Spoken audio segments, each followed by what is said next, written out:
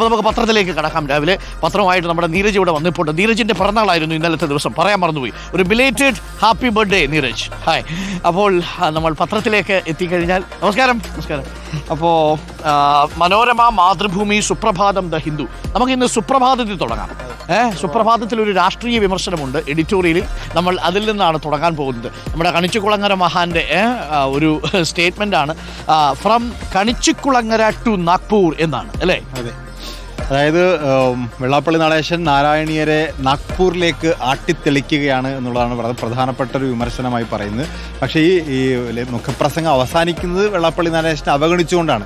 നേരത്തെയും വെള്ളാപ്പള്ളി നടേശൻ ഇതുപോലെ പൊളിറ്റിക്കൽ നമ്പറുകൾ ഇറക്കിയിട്ടുണ്ട്. ആ നമ്പറുകൾ ഇപ്പോൾ നായാടി മുതൽ നമ്പൂതിരി വരെയുള്ള ഐക്യം മുതൽ ഇങ്ങോട്ട് പല നമ്പറുകളും ഇറക്കിയിട്ടുണ്ട്. അതിലൊരു നമ്പർ മാത്രമായി കണക്കാക്കുകയും വെള്ളാപ്പള്ളി നടേശനെ കേരളത്തിന് അറിയാം എന്ന് പറഞ്ഞാണ് അവസാനിപ്പിക്കുന്നത്. പക്ഷേ ഗുരുതരമായൊരു ആരോപണമുണ്ട്.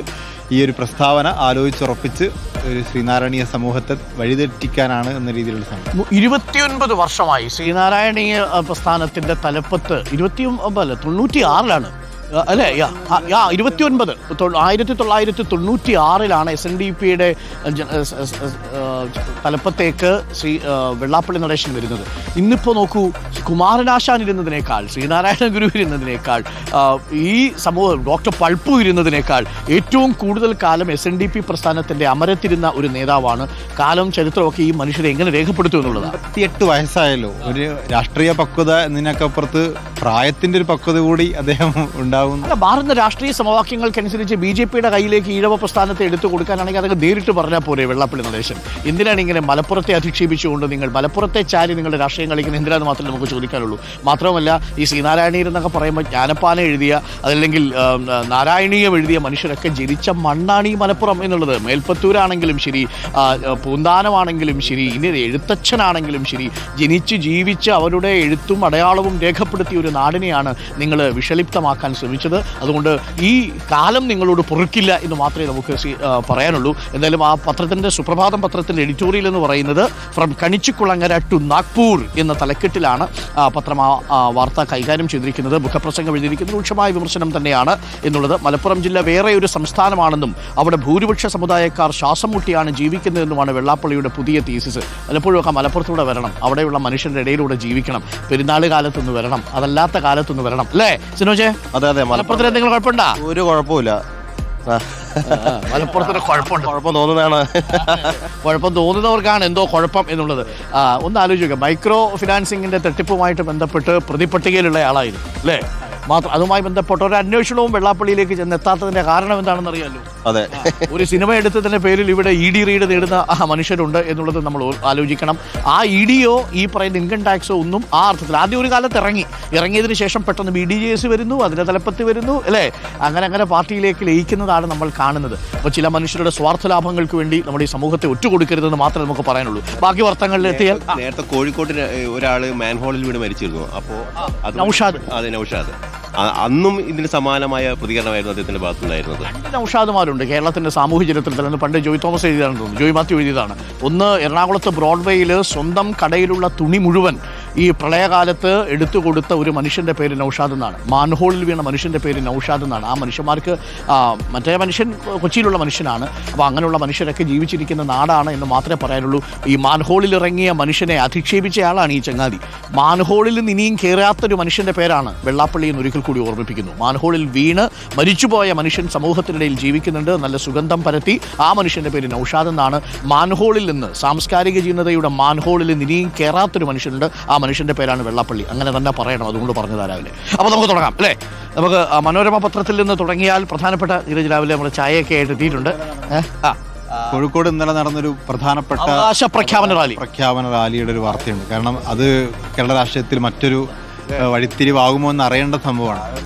ഏറ്റവും പ്രധാനപ്പെട്ട അവകാശ പ്രഖ്യാപന റാലിയിൽ നമ്മളൊക്കെ കരുതിയതൊരു രാഷ്ട്രീയ പാർട്ടിയുടെ പ്രഖ്യാപനം ഉണ്ടാകുമോ എന്നുള്ളതാണ് നമ്മൾ അറിഞ്ഞത്. ആ ചിത്രം ആദ്യ പേജിൽ തന്നെ പങ്കുവെച്ചിട്ടുണ്ട്. കോഴിക്കോട് എഡിഷനിൽ മനോരമയുടെ ആദ്യത്തെ ചിത്രം അത് തന്നെയാണ്. അവകാശജ്വാല എന്ന തലക്കെട്ടിൽ താമരശ്ശേരി രൂപത കത്തോലിക്ക കോൺഗ്രസിൻ്റെയും വിവിധ സംഘടനകളുടെയും നേതൃത്വത്തിൽ കോഴിക്കോട്ട് നടന്ന പൊതുസമ്മേളനത്തിൽ ക്രൈസ്തവാവകാശ പ്രഖ്യാപന ജ്വാല താമരശ്ശേരി ബിഷപ്പ് മാർ റെമീജിയോസ് ഇഞ്ചനാനിയിലും Thalassery archbishop Mar Joseph പാംപ്ലാനിയും ചേർന്ന് തെളിയിക്കുകയാണ്. അങ്ങനെ തലശ്ശേരിയും താമരശ്ശേരിയും കൂടി ചേർന്ന് ഈ ജ്വാല തെളിയിക്കുമ്പോൾ താമരയ്ക്ക് വലിയ സാധ്യതയുണ്ടോ എന്നുള്ളതാണ് ഒരു പ്രധാനപ്പെട്ട ചോദ്യം. എന്തായാലും അതിൽ രാഷ്ട്രീയ ലാഭം കാണുന്നത് BJP ആണ്.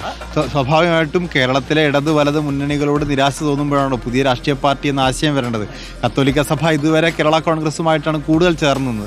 അവരോടും അസ്വാരസ്യം ഉണ്ടാകുമ്പോഴാണ് പുതിയ രാഷ്ട്രീയ പാർട്ടി എന്ന് ആലോചിക്കുന്നത്. രാഷ്ട്രീയ സംഘടന, അതെ, പുതിയ രാഷ്ട്രീയ സംഘടന ഉണ്ടാകുമ്പോൾ അതിൻ്റെ ഗുണം ഉണ്ടാവേണ്ടത് ഈ രണ്ട് മുന്നണി അല്ലാത്ത മൂന്നാമതൊരു മുന്നണിക്കാണ്. BJP ആണെങ്കിൽ അത്തരത്തിൽ ഒരു ക്രൈസ്തവ സംഘടന, ക്രൈസ്തവ രാഷ്ട്രീയ പ്രസ്ഥാനം ഉണ്ടാക്കാൻ ആഗ്രഹിച്ചിരിക്കുന്ന സമയം കൂടിയാണ്. BJP അത്ര സന്തോഷിക്കേണ്ടെന്ന് പറയുന്നുണ്ട്. കാരണം ജബൽപൂരുണ്ട്, ചർച്ച വലിയ ഇതാ മാതൃ ഒന്നാം വാർത്ത കൂടുതൽ സ്വത്ത് കത്തോലിക്ക സഭയ്ക്കെന്ന RSS മുഖപത്രം ആ ലേഖനം പിൻവലിച്ചു. മനോരമയിലുണ്ട്. അത് ഒരു വഴിക്ക് നടക്കുന്നുണ്ട് മറുവശത്ത്. അതും ഇന്നലത്തെ പ്രസംഗത്തിൽ ബിഷപ്പുമാർ പറഞ്ഞിരുന്നു. കവലയായിരുന്നല്ലോ അല്ലേ? പക്ഷെ അത് സോഫ്റ്റായി പരാമർശിച്ചു പോകുന്നതാണ് കണ്ടത്. കാരണം ഈ BJPക്കെതിരെയുള്ള വിമർശനങ്ങൾക്ക് അത്രത്തോളം ശക്തി ഉണ്ടായിരുന്നില്ല എന്നുള്ള വസ്തുതയാണ് അല്ലേ. പല വിഷയങ്ങളുമുണ്ട്. പ്രേക്ഷകർക്ക് അറിയാമല്ലോ, ഈ കത്തോലിക്ക സഭ ഏറ്റവും വലിയ ഭൂവുടമയാണ് എന്ന് RSS മുഖപത്രം എഴുതുമ്പോൾ ഇതേ രീതിയിലായിരുന്നോ കേരളത്തിൻ്റെ സഭാ നേതൃത്വം പ്രതികരിക്കേണ്ടിയിരുന്നത് എന്നുള്ളതാണ്. 7 കോടി ഹെക്ടറാണ് ക്രിസ്ത്യൻ സഭയ്ക്കുള്ളതെന്നും അത് നിലവിൽ വഖഫിനേക്കാൾ വലിയ പ്രോപ്പർട്ടിയാണ് എന്നുമാണ്. 1,92 ലക്ഷം രൂപ എങ്ങാണ്ട് പ്രോപ്പർട്ടിയെ വഖഫിനുള്ളുവെങ്കിൽ 7 കോടി ഹെക്ടറാണ് യഥാർത്ഥത്തിൽ ക്രിസ്ത്യൻ സഭകളുടെ കൈകളിലുള്ള എന്നാണ് RSS പറയുന്നത്. നീൽ മുള്ളറിൻ്റെ കവിത യാഥാർത്ഥ്യമാകുന്നു എന്നാണ് നമ്മൾ മനസ്സിലാക്കുന്നത്. ആദ്യം ട്രേഡ് യൂണിയൻ തൊഴിലാളികളെ തേടി വന്നു, ഞാൻ പ്രതികരിച്ചില്ല, ഞാൻ ട്രേഡ് യൂണിയൻ തൊഴിലാളി അല്ലായിരുന്നു, ഞാൻ കമ്മ്യൂണിസ്റ്റുകാരനല്ലാത്തത് കൊണ്ട് കമ്മ്യൂണിസ്റ്റുകാരെ തേടി വന്നപ്പോഴും പ്രതികരിച്ചില്ല എന്ന് പറഞ്ഞതുപോലെ അന്ന് വഖഫ് ബില്ല് തേടി വന്നപ്പോഴും ഞാൻ മിണ്ടാതെ നിന്നു. അന്ന് വഖഫ് ബില്ലിന് അനുകൂലമായിട്ട് നിലപാടെടുത്തു. ഇപ്പോൾ ഇതാ ഓർഗനൈസർ അവരുടെ പ്രധാനപ്പെട്ട എഡിറ്റോറിയലുകളിൽ ഒന്നായിട്ട് എഴുതുന്നു, കത്തോലിക്ക സഭ ഏറ്റവും വലിയ ഭൂവുടമയാണ് എന്ന് RSS മുഖപത്രം പറയുമ്പോൾ കണ്ണുവയ്ക്കുന്നത് ക്രിസ്ത്യൻ പ്രോപ്പർട്ടിയിലാണെന്നുള്ളത് വ്യക്തമാണ്. പക്ഷേ അതിനോട് കേരളത്തിലെ സഭകൾ പ്രതികരിച്ചത് ഏറെക്കുറെ നിശബ്ദമായിട്ടാണ് എന്ന് തന്നെ നമുക്ക് പറയേണ്ടി വരും. ആ ലേഖനം പിൻവലിച്ചു, പക്ഷേ അത് കൈകൊള്ളുന്നു മനസ്സിലാക്കി. അതെ. പക്ഷേ അതിനിടയിൽ തന്നെ എന്താണോ പ്രചരിപ്പിക്കേണ്ടത് കൊടുത്തു. അതുപോലെ ജബൽപൂരിലെ വൈദികന് അടിയും കൊടുത്തു, സ്കൂൾ തകർക്കുകയും ചെയ്തു. കൂടുതൽ കാര്യം രഞ്ജിത്ത്, ഒരു ആദ്യത്തെ ലക്ഷ്യം എന്താണ്, അതിനാണ് ഫോക്കസ് ചെയ്യുന്നത്. BJP ആയാലും RSS ആയാലും അത് കഴിഞ്ഞിട്ടാണ് അടുത്ത ലക്ഷ്യത്തിലേക്ക് പോകുക, കടക്കുക എന്നുള്ളതാണ്. അപ്പോൾ ഇതൊരു പ്രധാനപ്പെട്ട കാര്യമാണ്. ഒരു ഓർഗനൈസ്ഡ് ആയിട്ടുള്ള അറ്റാക്ക് ഉണ്ട്. ഇനി വളരെ പ്രധാനപ്പെട്ട മറ്റൊരു വാർത്ത ഇന്നലെ കേരളത്തിൽ നിന്ന് വന്നത്, നായജീവിതം എന്ന തലക്കെട്ടിൽ ഒരു വീഡിയോ ഇന്നലെ പ്രചരിച്ചിരുന്നു. ആ വീഡിയോ സംബന്ധിച്ച് ഇപ്പോൾ 2 അഭിപ്രായങ്ങളുണ്ട് എന്നുള്ളതാണ്. തൊഴിൽ പീഡന ആരോപണത്തിൽ മന്ത്രി റിപ്പോർട്ട് തേടിയിരുന്നു. പക്ഷേ ശിക്ഷയല്ലെന്ന് ഇരയായ യുവാവ് പറഞ്ഞു. പീഡനം തന്നെ മുൻ ജീവനക്കാരൻ എന്നുകൂടി പറയുന്നുണ്ട്. എന്നാൽ ഇതിൽ തൊഴിൽ പീഡനം നടന്നു എന്ന് പറയുന്ന സ്ഥാപനത്തിൽപ്പെട്ട ആളുകൾ ഇന്നലെ മറ്റൊരു വിശദീകരണവുമായി രംഗത്തെത്തിയിട്ടുണ്ട്. ഈ മനുഷ്യർ തന്നെ, അതായത് ഈ നായയുടെ രീതിയിൽ നടക്കുന്നതായിട്ടുള്ള വീഡിയോ ദൃശ്യത്തിൽ പ്രചരിച്ച ആൾ തന്നെ ഇത് ഞങ്ങളെ പീഡിപ്പിച്ചതല്ലെന്നും ഇത് മറ്റൊരു കക്ഷി, മനാഫ് എന്ന് പറയുന്ന ഒരു കക്ഷിയാണ് ഇത് ചെയ്തതെന്നും ഒക്കെ പറഞ്ഞ് ഇന്നലെ വിശദീകരണവുമായിട്ടൊക്കെ രംഗത്ത് വന്നിട്ടുണ്ട്. അത് ഒരു വഴിക്ക് നടക്കുന്നു. ഇനി എന്തായാലും പോലീസിൽ മൊഴി കൊടുത്തിട്ടുണ്ട് എന്നുള്ളതാണ്. മറ്റൊരു പ്രധാനപ്പെട്ട വാർത്തയുള്ളത്, MABB ജനറൽ സെക്രട്ടറി ആകും എന്ന് മനോരമയിൽ പറയുന്നു. CPM പാർട്ടി കോൺഗ്രസിൽ നിന്ന് സമാപനം. MABBയെ CPMന്റെ പുതിയ ജനറൽ സെക്രട്ടറിയാക്കാൻ പോളിറ്റ് ബ്യൂറോ യോഗത്തിൽ ധാരണ. മുഖ്യമന്ത്രി പിണറായി വിജയൻ PBയിൽ തുടരും. 16 അംഗ PBയിൽ 5 പേർ ബേബിയെ ജനറൽ സെക്രട്ടറിയാക്കുന്നതിനെ എതിർത്തു. പ്രായപരിധി ഇളവോടെ PK ശ്രീമതിയും മുഹമ്മദ് യൂസഫ് തെരിഗാമയും കേന്ദ്ര കമ്മിറ്റിയിൽ തുടരുന്നതിനും തീരുമാനമായി. ബേബിയുടെ മാത്രം പേരാണ് party coordinator Prakash Karat general secretary സ്ഥാനത്തേക്ക് നിർദ്ദേശിച്ചതെന്ന് പാർട്ടി വൃത്തങ്ങൾ പറഞ്ഞു. ബംഗാളിൽ നിന്നുള്ള അംഗങ്ങളായ സൂര്യകാന്ത മിശ്ര, നീലോൽപൽ ബസു, മുഹമ്മദ് സലീം, രാമചന്ദ്ര ഡോം, മഹാരാഷ്ട്രയിൽ നിന്നുള്ള അശോക് ധാവളെ എന്നിവരാണ് ബേബിയെ ജനറൽ സെക്രട്ടറി ആക്കുന്നതിനെ എതിർത്തത്.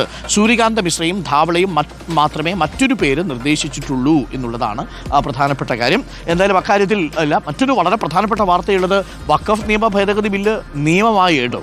ഇന്നലെ നോട്ടിഫിക്കേഷൻ ഇറങ്ങി. എന്തൊരു സ്പീഡ് എന്നാണ് അല്ലേ? രാജ്യസഭയും ലോക്സഭയും പാസ്സാക്കുന്നു വളരെ പെട്ടെന്ന് തന്നെ. അത് ആർട്ടിക്കിൾ 26ന്റെ ലംഘനം എന്ന് പറയുന്ന വാദം കോടതി നിലനിൽക്കുമോ എന്നുള്ളതാണ് ഇനി അറിയേണ്ടത്. കാലാനുസൃതമായ ഭേദഗതികൾ വഖഫ് ബില്ലിൽ വന്നിട്ടുണ്ട്. 95-ലാണല്ലോ വഖഫ് ബില്ല് വരുന്നത്, വഖഫ് നിയമം വരുന്നത്. അതിനുശേഷം 2013 ഒരു ഭേദഗതി വരുന്നുണ്ട്. ആ ഭേദഗതിയിൽ തന്നെ ഒട്ടേറെ മാറ്റങ്ങൾ വന്നു. പക്ഷേ അത് വഖഫിന് അനുകൂലമായിട്ടായിരുന്നു. പക്ഷേ അതിനി കോടതിയാണ് തീരുമാനിക്കേണ്ടത്. അതിൽ ഏറ്റവും പ്രധാനപ്പെട്ട കാര്യം, വഖഫ് സ്വത്തുകൾ കൈകാര്യം ചെയ്യുന്ന വഖഫ് ബോർഡിലും വഖഫ് കൗൺസിലിലും അമുസ്ലിം പ്രാതിനിധ്യം വരുന്നു എന്നുള്ളതാണ്. അതാണ് കോടതി ഏറ്റവും പ്രധാനപ്പെട്ട വിഷയമായിട്ട് ചൂണ്ടിക്കാണിക്കുക. മറ്റു വിഷയങ്ങളെല്ലാം നിയമപരമായ വിഷയമാണ്. അതെനിക്ക് തോന്നുന്നു പാർലമെന്റിന് അധികാരമുണ്ട് എന്നുള്ളതുകൊണ്ട് അതിൽ ഇടപെടാനുള്ള സാധ്യതയില്ല. വഖഫ് ബൈ യൂസർ ആണെങ്കിലും അത്തരം വിഷയങ്ങളിലെല്ലാം. എന്നാലും വിവാദ വിഷയങ്ങളിൽ നിർണായകമായ തീരുമാനം ഉണ്ടാകുമെന്നാണ് നമ്മൾ മനസ്സിലാക്കുന്നത്. ആദ്യം കേസ് പോയത് കോൺഗ്രസ് കേസ് പോയിട്ടുണ്ട്, മുസ്ലിം ലീഗ് കേസ് പോയിട്ടുണ്ട്, സമസ്ത കേസ് പോയിട്ടുണ്ട് അല്ലേ? DMK കേസ് DMK കേസിന് പോയിട്ടുണ്ട്.